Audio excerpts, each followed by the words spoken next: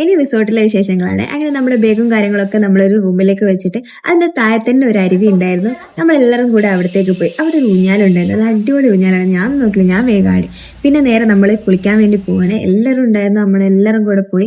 കുറച്ച് ലേറ്റ് ആയിട്ടുണ്ടായിരുന്നു, പക്ഷെ എന്നാലും എല്ലാവരും കൂടി ഒത്തുചേർന്ന് കുളിക്കുകയൊക്കെ ചെയ്തു. കുറച്ച് നേരം അവിടുന്ന് വെള്ളത്തിൽ നിന്നൊക്കെ കളിച്ചതിന് ശേഷം നമ്മൾ അവിടുന്ന് തിരിച്ച് വീണ്ടും ഒക്കെ പോകുന്നത്. തിരിച്ച് റിസോർട്ടിലേക്ക് എത്തുമ്പോഴത്തേക്ക് കുറച്ച് ലേറ്റ് ആയിട്ടുണ്ടായിരുന്നു. പിന്നെ എല്ലാവരും കൂടെ ഒത്തൊരുമിച്ച് ഇരിക്കാൻ പറഞ്ഞു. പിന്നെ നമ്മുടെ കോർഡിനേറ്റർ പറഞ്ഞു എല്ലാവരും കൂടി ഒപ്പം ഇരുന്നിട്ട് കുറച്ച് നേരം കണ്ണിടിച്ചിരിക്കാൻ പറഞ്ഞു. പിന്നെ അതിന്റെ അടുത്ത് കുറച്ച് ഗെയിംസും കാര്യങ്ങളൊക്കെ ഉണ്ടായിരുന്നു. നമ്മൾ ആ ഗെയിംസ് ഒക്കെ കളിച്ച് പിന്നതിന് ശേഷം കുറച്ച് ഫാമിലീസ് ഒക്കെ അവിടുന്ന് ഡാൻസ് കളിക്കുന്നുണ്ടായിരുന്നു. പിന്നെ നമ്മൾ സെൽഫി ആയി. പിന്നെ നമ്മുടെ സൽമാൻ ഖാന്റെ പാട്ടായിരുന്നു മെയിൻ.